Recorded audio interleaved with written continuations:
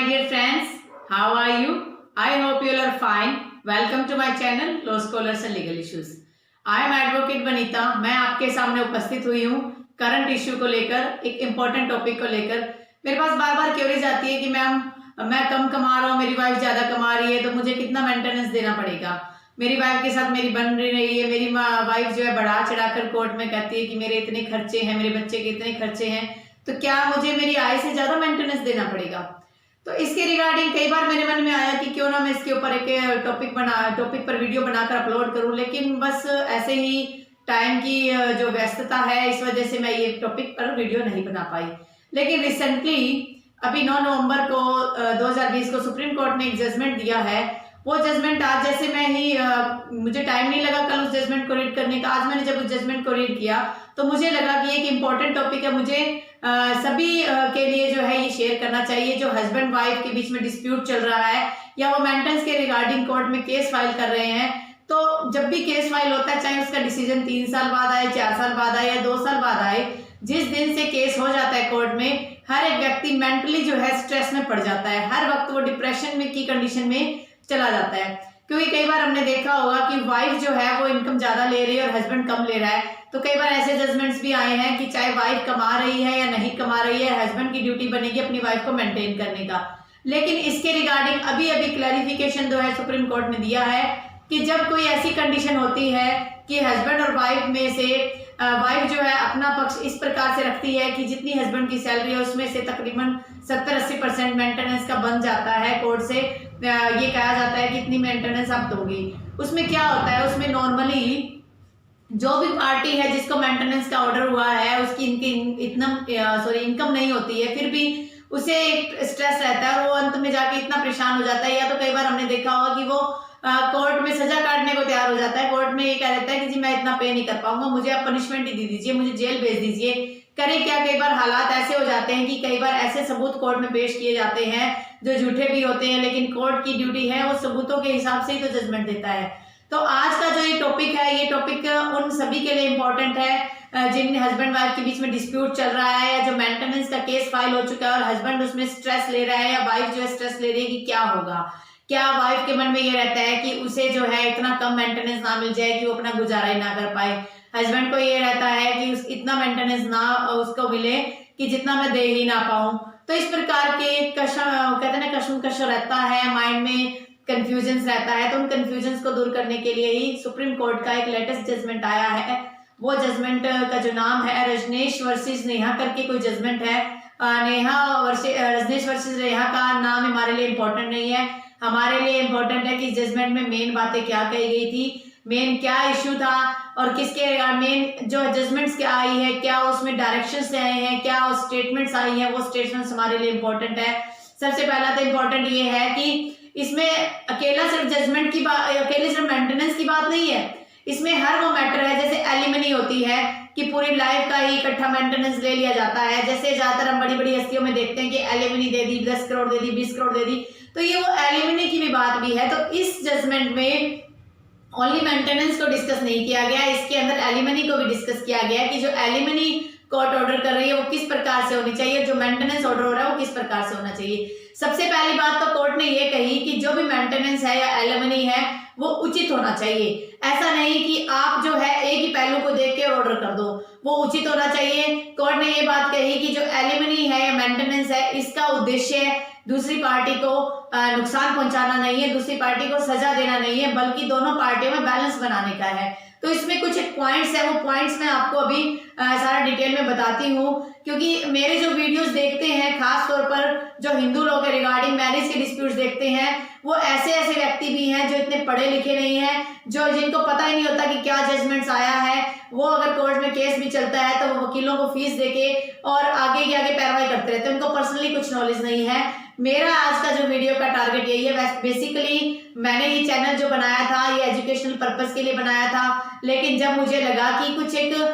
Legal ऐसे issues हैं, general awareness के इश्यूज हैं, उनके ऊपर भी टॉपिक मुझे डिस्कस करना चाहिए, तो ये मेरा वीडियो बनाने का मकसद ये कि जो लॉ के स्टूडेंट्स हैं या लॉ एस्पायरेंट्स हैं, जो एडवोकेट्स हैं, जजेस हैं, वो तो देखो जजमेंट्स को गो थ्रू करेंगे ही, पढ़ेंगे ही पढ़ेंगे, लेकिन ऐसा वर्ग भी है हमारे समाज का जिन्हें जजमेंट्स के बारे में पता ही नहीं होता कि अब नया क्या कुछ निकल के आया। तो मेरी कोशिश यही रहती है कि बेसिकली सबसे ज्यादा डिस्प्यूटेबल एरिया है हस्बैंड वाइफ के रिलेशनशिप का। सबसे ज्यादा डिस्प्यूट्स अराइज होते हैं, मेंटेनेंस के होते हैं, एलिमनी के होते हैं, प्रॉपर्टी राइट्स होते हैं। तो इस प्रकार के इश्यू जो भी लेटेस्ट जजमेंट आते रहते हैं मैं उन पर वीडियोस बनाकर अपलोड करती रहती हूँ। आई होप आपको मेरा ये जो तरीका है वो अच्छा लगा होगा। चलो आज के जो इस वीडियो का जो हमारा डिस्कशन है इसके अंदर सबसे पहली चीज क्या है, इसमें सबसे पहले चीज कोर्ट ने ये बात कही कि मान लीजिए कि हस्बैंड वाइफ है, काफी सालों से साथ रह रहे हैं, 15-20 साल हो गए उन्हें साथ रहते हुए, और अब 15-20 साल के बाद हस्बैंड तो जॉब में है लेकिन वाइफ जॉब में नहीं है, और वाइफ की जो एज है, एज लिमिट है वो पार हो चुकी है, वो जॉब कर भी नहीं सकती, चाहे उसके पास कितनी ही क्वालिफिकेशंस क्या हो, चाहे वो कितनी पढ़ी लिखी क्यों ना हो। लेकिन अगर उसने अपना पूरा का पूरा जीवन ही अपने नाबालिग बच्चों की जो परवरिश में लगा दिया, अपने हस्बैंड के घर को संभालने में लगा दिया, अपने सास ससुर की सेवा करने में लगा दिया, और अब जाके अगर कोर्ट में सामने वाला पक्ष ये कहता है कि उसकी वाइफ अच्छी पढ़ी लिखी है, वो अच्छी जॉब कर सकती है, वो अच्छी इनकम गेन कर सकती है, तो इस पॉइंट को भी कोर्ट ने कहा कि देखना पड़ेगा। आज अगर वो एज बार ही हो गया है तो वो वाइफ कहाँ से जॉब ले लेगी, और अगर कहीं उसे जॉब मिलती भी है तो उसका एक्सप्लॉयटेशन भी होगा। तो कोर्ट ने कहा कि ये बात भी जो निचली कोर्ट्स है वो देखेंगी कि किस प्रकार से क्या वो वाइफ पढ़ी लिखी होने के बावजूद जॉब करने लायक है, क्या वो इनकम गेन कर सकती है, सारा कुछ जो है कंसिडरेशन होगा, सब कुछ समझा जाएगा। लेकिन उसके बाद सेकंड बात ये भी कही गई कि मान लो हस्बैंड और वाइफ दोनों इक्वल फुटिंग पे होते हैं, अगर वाइफ जॉब कर रही थी स्टार्टिंग से और हस्बैंड की जॉब की जो इनकम थी वो कम थी, तो हस्बैंड वाइफ ने अगर ये डिसाइड किया था कि वाइफ जो है वो जॉब करेगी और हस्बैंड जो है घर में फैमिली रिस्पॉन्सिबिलिटी संभालेंगे, उस मामले में अगर मान लो कोई इश्यू अराइज होता है, कोर्ट में मेंटेनेंस की बात आती है, तो उस मामले में अब हस्बैंड की मान लो इस बार हो चुकी है इतने सालों के बाद और हस्बैंड कोई जॉब नहीं कर पा रहा है, तो यहाँ पर वाइफ की ड्यूटी बनेगी कि वो अपने हस्बैंड को मेंटेन करे। ये हस्बैंड को अकेले मेंटेनेंस का ये नहीं है कि वो उसी वही मेंटेनेंस पे करेगा। अगर वाइफ अच्छी इनकम गेन कर रही है और हस्बैंड ने अपनी पूरी लाइफ का जो इम्पोर्टेंट पार्ट था, क्रुशियल पार्ट था, वो अपनी वाइफ के साथ अपनी लाइफ को सेटल करने के उद्देश्य से वो घर पर बच्चों की परवरिश कर रहा था, और वाइफ अगर ये भी ये सोचती है कि नहीं अब मैं हस्बैंड से अलग हो जाती हूँ और मुझे मेंटेनेंस मिलेगा, तो ऐसा कुछ नहीं है। उस मामले में कंसिडरेशन देखा जाएगा कि हस्बैंड ने क्या कुछ किया और वाइफ कितना गेन कर रही है। अब यहाँ पर वाइफ की ड्यूटी बनेगी कि वो हस्बैंड को मेंटेन करे। अब कोर्ट ने ये बात भी कही इसके अंदर कि एक तरीके से तो डीवी एक्ट रहता है, घरेलू हिंसा अधिनियम आया हुआ है, एक तरीके से मेंटेनेंस अंडर सीआरपीसी है, 125 की धारा के तहत मेंटेनेंस है। अभी इस प्रकार का कोई बार नहीं है कि दोनों में ही आप कोर्ट में जाके चैलेंज कर सकते हो। इसके अलावा हिंदू मैरिज एक्ट के तहत अगर आपकी मैरिज हुई है तो हिंदू अडॉप्शन और मेंटेनेंस एक्ट के तहत भी वाइफ जो है मेंटेनेंस की डिमांड कर सकती है। हस्बैंड वाइफ दोनों को ही ये राइट्स मिले हुए हैं। लेकिन अब बात आती है कि जब हस्बैंड और वाइफ दोनों को अलग अलग अधिकार दिए गए हैं, जैसे वाइफ डीवी एक्ट में भी मेंटेनेंस की डिमांड कर रही है और हिंदू मैरिज एक्ट के तहत मैरिज होने के बाद वो अदर एक्ट्स में भी डिमांड कर रही है, अगर उनको दोनों जगह से मेंटेनेंस मिलेगा तो सबसे ज्यादा बर्डन किस पर होगा, वाइफ पर होगा। तो उस बर्डन को रिमूव करने का इस जजमेंट में प्रयास किया गया है। ये कहा गया है कि जो भी खर्चे हैं उनका भुगतान है वो परिस्थितियों के हिसाब से देख के दिया जाएगा, सिर्फ एक व्यक्ति के पहलू के हिसाब से या हस्बैंड या वाइफ किसी एक व्यक्ति के पक्ष रखने के हिसाब से कोई मेंटेनेंस डिसाइड नहीं होगा। हर एक पहलू हर एक सर्कमस्टेंसेस को समझा जाएगा। अब बात आती है कि अगर हस्बैंड जो है कम कमा रहा है, वाइफ ज्यादा कमा रही है, तो क्या होगा। इसके अंदर भी कोर्ट ने साफ कह दिया कि अगर मान लो हस्बैंड और वाइफ की जो इनकम है उसको देखा जाएगा, सोर्स ऑफ इनकम देखा जाएगा। आज अगर वाइफ मान लो 1 लाख रुपए कमा रही है और हस्बैंड सिर्फ 20,000 रुपए कमा रहे हैं, दोनों बच्चे वाइफ के पास हैं, तो यहाँ पर यह भी देखा जाएगा कि वाइफ जो है 1 लाख रुपए से अगर अपने बच्चों को भी मेंटेन करती है और अपना भी मेंटेनेंस करती है, फिर भी उसके पास इतनी सेविंग रह जाती है जितनी की हस्बैंड की इनकम है, तो उस मामले में अगर वाइफ जो है अगर वो धन कमाने में सक्षम है तो कहीं ना कहीं उस परिस्थिति को भी कोर्ट को देखना पड़ेगा, उसी के हिसाब से ही जो खर्चे का जो फाइनल जजमेंट है वो दिया जाएगा। अब बात आती है कि वैसे नॉर्मली कहा जाता है कि ये हस्बैंड की रिस्पॉन्सिबिलिटी होती है कि वो जो है नॉर्मली कहते हैं कि भाई हस्बैंड की ड्यूटी है कि वो अपनी वाइफ को मेंटेन करेगा, लेकिन कई बार हालात ऐसे हो जाते हैं कि हस्बैंड जो है मेंटली स्ट्रेस ले लेता है या वो फिजिकली इनकेपेबल हो जाता है, वो इनकम गेन नहीं कर पाता, तो उस मामले में ये रिस्पॉन्सिबिलिटी हस्बैंड की नहीं होगी कि वो वाइफ को मेंटेन करेगा। एक नॉर्मल चीज ये भी आ रही है, कोर्ट ने कहा कि आजकल देखा जा रहा है कि वाइफ जो है अपने खर्चे, अपने बच्चों को खर्चे बढ़ा चढ़ाकर कोर्ट में पेश करती है, झूठे दस्तावेज भी पेश किए जाते हैं, और हस्बैंड जो क्या करता है वो भी अपनी इनकम को छुपाने का प्रयास करता है। तो इस प्रकार की कंडीशन में जो है निष्कर्ष जो है कोर्ट दोनों तरफ के पहलुओं को देखकर, सर्कमस्टेंसेस को देखकर ही निकालेगी। अब बात आती है कि बच्चे का मेंटेनेंस। जब बच्चे के मेंटेनेंस की बात आती है तो उसमें भी सबसे पहले तो हस्बैंड वाइफ दोनों की इनकम को देखा जाएगा, फिर बच्चे का रहन सहन देखा जाएगा। आज अगर बच्चा मान लो 10 सालों से, पिछले 10 सालों से एक इंग्लिश मीडियम स्कूल में पढ़ रहा है और अब ये कह दिया जाए कि जी वो तो गवर्नमेंट स्कूल में पढ़ के अपनी पढ़ाई कर सकता है, तो बच्चा उस मामले में अपने आप को एडजस्ट नहीं कर पाएगा। वो 10 साल तक एक अच्छी सोसाइटी के स्कूल में पढ़ रहा है, अच्छे इंग्लिश मीडियम स्कूल से पढ़ रहा है, गवर्नमेंट स्कूल्स में अपने आप को मैनेज ही नहीं कर पाएगा। और इसी प्रकार से अगर हस्बैंड या वाइफ दोनों को है बच्चों की शिक्षा के खर्चे की बात आती है, दोनों कमा रहे हैं, तो इनकम के हिसाब से बच्चों का खर्चा भी उसमें इक्वल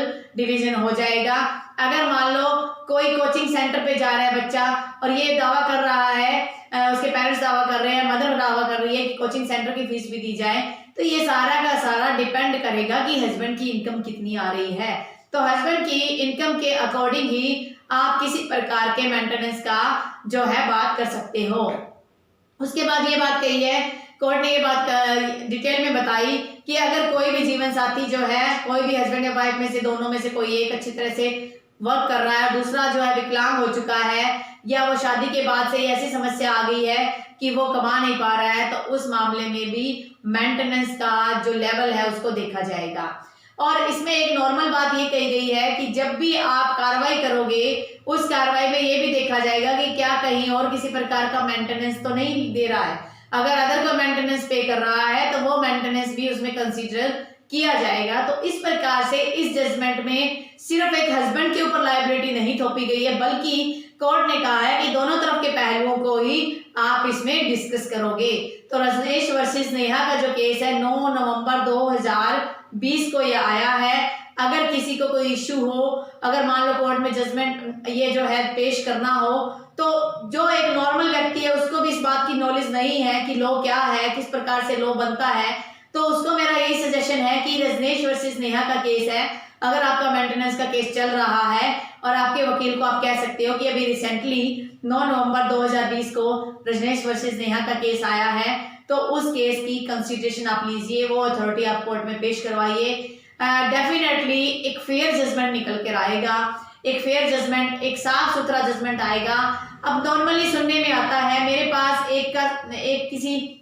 व्यक्ति का कमेंट आया, उसने कहा मैडम मेरी पत्नी जो है वो नौकरी कर रही है और 1 साल के बच्चे की मैं केयर कर रहा हूँ और वो मुझे दिन रात ताने मारती रहती है कि तू तो कुछ कमाता नहीं है और सिर्फ बच्चा ही संभाल रहा है, तो उस मामले में मैं क्या कर सकता हूँ। देखो उस मामले में ये है कि अगर आपकी अच्छे से निभ रही है, अंडरस्टैंडिंग अच्छी है, तो आप मेरी आपसे यही रिक्वेस्ट है कि आप जो है अपनी शादीशुदा जीवन को जोड़ कर रखने का प्रयास कीजिए। हल्के से ताने तो चलते रहते हैं घरों में, ये कोई बड़ा इश्यू नहीं है, लेकिन अगर आपकी कंडीशन इस लेवल पे आ जाती है कि आप एक दूसरे के साथ रह ही नहीं पा रहे हो और बच्चे की केयर आप कर रहे हो, तो नॉर्मली अगर आप नहीं कमा रहे हो, किसी ऐसी वजह से नहीं कमा रहे हो कि जो इम्पोर्टेंट थी और आपने जैसे बच्चे को संभालने के लिए जॉब छोड़ दी या वाइफ कमा रही, तो उस मामले में हस्बैंड भी जो है वाइफ से खर्चे की डिमांड कर सकता है। लेकिन मेरी बार बार यही कोशिश रहती है, मैं हमेशा बार बार यही अपील करती हूँ कि हस्बैंड वाइफ अपने इस प्यार के रिलेशन को बढ़ाइए, इसको तोड़ने की कोशिश ना कीजिए। सिर्फ मेंटेनेंस के लिए या एक दूसरे को सबक सिखाने के उद्देश्य से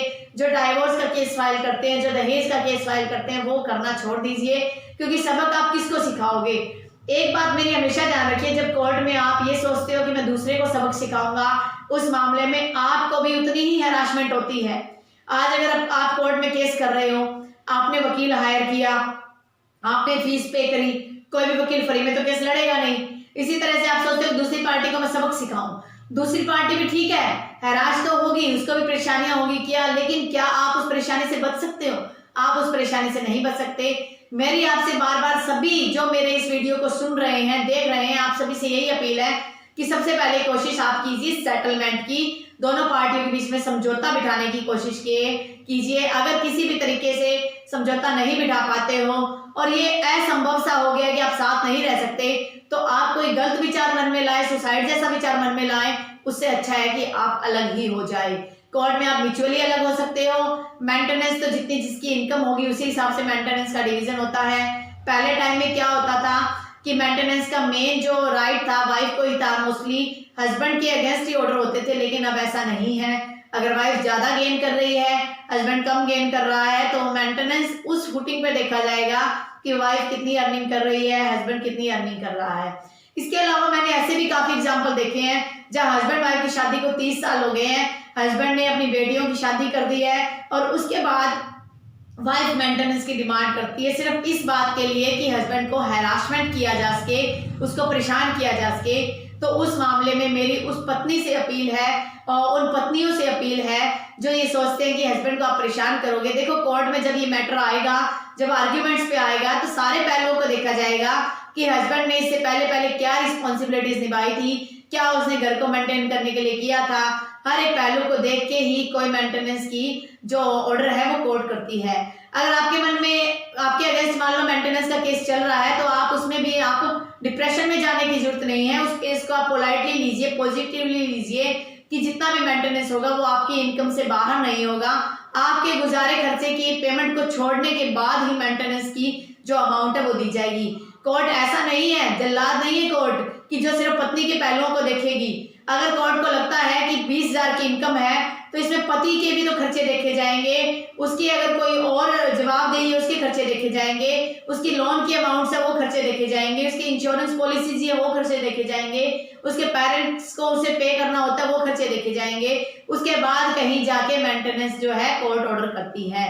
तो आई होप आपको मेरा आज का वीडियो अच्छा लगा होगा। अगर आपको मेरा आज का वीडियो अच्छा लगे तो आप मेरे वीडियो को लाइक कीजिए। अगर आपको लगता है ये वीडियो आपके फ्रेंड सर्कल में शेयर होना चाहिए तो आप इस वीडियो को शेयर कीजिए।